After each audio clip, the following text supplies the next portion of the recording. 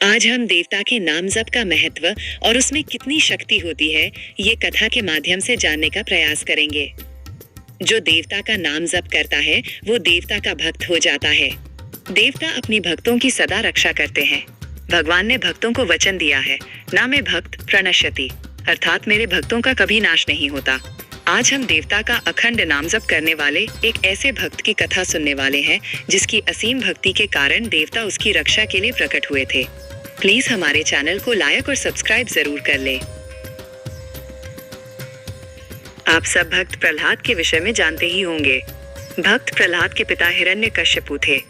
वे देवताओं का अनादर करते थे और अहंकारवश स्वयं को देवताओं से श्रेष्ठ समझते थे। परंतु भक्त प्रहलाद सदैव नारायण नारायण ये जप करते थे। इसलिए हिरण्यकश्यपु प्रहलाद पर बहुत क्रोध करते थे। उसको क्रोध से कहते थे, तुम देवता का नाम नहीं जपना, मैं देवताओं से श्रेष्ठ हूँ, मेरा ही नाम जपना। यदि तुमने ऐसा नहीं किया तो मैं तुम्हें जीवित नहीं छोड़ूंगा। तब भक्त प्रहलाद कहता, नारायण मेरे सर्वस्व हैं, मैं उनका नाम जपना नहीं छोड़ूंगा। और पुनः वे नारायण नारायण जाप करना आरंभ करता। भक्त प्रहलाद नाम स्मरण करना बंद नहीं कर रहा। इसे देखकर हिरण्यकशिपु का क्रोध बढ़ता ही चला गया। उन्होंने अब प्रहलाद को मार डालना सुनिश्चित किया। उसके और गहरी खाई में भी फेंका, परंतु भक्त प्रहलाद को कुछ भी नहीं हुआ।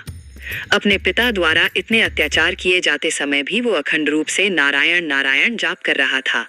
ईश्वर का निरंतर नाम स्मरण करने से ईश्वर ने ही अनेक कठिन प्रसंगों में उसकी रक्षा की। भक्त प्रहलाद का किसी भी उपाय से नाश न होता हुआ देखकर एक दिन हिरण्यकशिपु ने उससे पूछा, तू जिस ईश्वर का नाम लेता है वो ईश्वर है कहाँ? क्या वो इस खंबे में है? ऐसा पूछकर उन्होंने क्रोध से उस खंबे को लात मार दी। तब वो खंबा टूटकर उसके दो टुकड़े हुए और उससे नारायण अर्थात श्री विष्णु जी नृसिंह जी के रूप में प्रकट हुए। श्री नृसिंह जी ने अपने भक्त के साथ अन्याय करने वाले हिरण्यकश्यपु का वध कर अपने भक्त की रक्षा की। राजा भोज के दरबार में कालिदास नामक एक महान और विद्वान कवि थे। उन्हें अपनी कला और ज्ञान का बहुत घमंड हो गया था। प्राचीन काल में यात्रा करने के लिए रेल अथवा बस जैसे कोई साधन नहीं होते थे। वे गांव जाने के लिए पैदल ही यात्रा करते थे। एक बार कवि कालिदास भी यात्रा पर निकले। मार्ग में उन्हें बहुत प्यास लगी।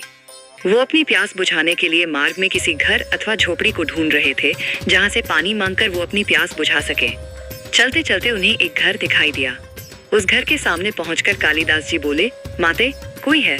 मैं बहुत प्यासा हूँ, थोड़ा पानी पिला दीजिए, आपका भला होगा। उस घर से एक माता जी बाहर आई और बोली, मैं तो तुम्हें जानती भी नहीं, तुम पहले अपना परिचय दो, उसके बाद मैं तुमको पानी अवश्य पिला दूंगी। आप अभी तक हमारे चैनल को सब्सक्राइब नहीं किए हैं तो प्लीज हमारे चैनल को लाइक और सब्सक्राइब जरूर कर ले। वो माता जी बोली, तुम पथिक कैसे हो सकते हो? इस संसार में तो केवल दो ही पथिक हैं, एक है सूर्य और दूसरे चंद्रमा। वे कभी नहीं रुकते, निरंतर चलते ही रहते हैं। तुम झूठ न बोलो, मुझे सत्य बताओ। कालिदास जी बोले, मैं एक अतिथि हूँ, अब तो कृपया पानी पिला दे। माता जी बोली, तुम अतिथि कैसे हो सकते हो? इस संसार में केवल दो ही अतिथि हैं, पहला है धन और दूसरा है यौवन। इन्हें जाने में समय नहीं लगता। अब सत्य बताओ, तुम कौन हो? कालिदास जी प्यास के कारण और तर्क से पराजित होकर हताश हो चुके थे। जैसे तैसे करके वो बोले, मैं सहनशील हूँ, अब तो आप पानी पिला दें। माता जी बोली, तुम पुनः झूठ बोल रहे हो, सहनशील तो केवल दो ही हैं। एक है धरती, जो कि पापी और पुण्यवान सबका भार सहन करती है। धरती की छाती चीरकर बीज बो देने पर भी वो अनाज के भंडार देती है। दूसरे सहनशील हैं पेड़, जिनको पत्थर मारो तो भी मीठे फल देते हैं। तुम सहनशील नहीं हो, सच बताओ, तुम कौन हो? कालिदास जी अब मूर्छा की स्थिति में आ गए और बोले, मैं एक हठी हूँ। माता जी बोली, क्यों असत्य पर असत्य बोलते जा रहे हो? संसार में हठी तो केवल दो ही हैं, पहला है नख और दूसरे हैं केश अर्थात बाल। उन्हें कितना भी काटो वे पुनः निकल आते हैं। अब सच बताओ, तुम कौन हो? अब कालिदास जी पूर्णतः पराजित और अपमानित हो चुके थे। वे बोले, मैं मूर्ख हूँ। माता जी बोली, तुम मूर्ख कैसे हो सकते हो? मूर्ख तो दो ही है, पहला है वो राजा जो बिना योग्यता के भी सभी पर शासन करता है, और दूसरा है उसके दरबार का पंडित जो राजा को खुश करने के लिए उसकी गलत बातों को भी सही सिद्ध करने की चेष्टा में ही लगा रहता है और सदैव उसका झूठा गुणगान करता रहता है। अब कालिदास जी लगभग मूर्छित होकर उन माता जी के चरणों में गिर पड़े और पानी की याचना करने लगे, गिड़गिड़ाने लगे। माता जी ने कहा, उठो वत्स, उनकी आवाज सुनकर कालिदास जी ने ऊपर देखा तो वहां साक्षात सरस्वती माता खड़ी थी। कालिदास जी ने उनके चरणों में पुनः नमस्कार किया। सरस्वती माता ने कहा, शिक्षा से ज्ञान आता है, अहंकार नहीं। तुम्हें अपने ज्ञान और शिक्षा के बल पर मान और प्रतिष्ठा तो मिली, परंतु तुमको उसका अहंकार हो गया। इसलिए मुझे तुम्हारा घमंड तोड़ने के लिए, अहंकार नष्ट करने के लिए मुझे ये लीला करनी पड़ी। और उन्होंने सरस्वती माता के चरणों में शरण जाकर उनसे क्षमा मांग ली। माता सरस्वती ने उन्हें आशीर्वाद दिया। कालिदास जी ने वहां भरपेट पानी पिया और वो अपनी यात्रा पर आगे निकल पड़े।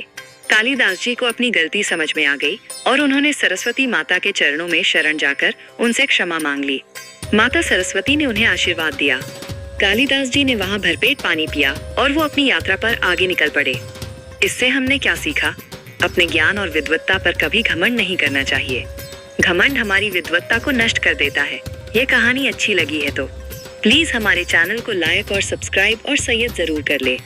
जय श्री राम जरूर लिखे।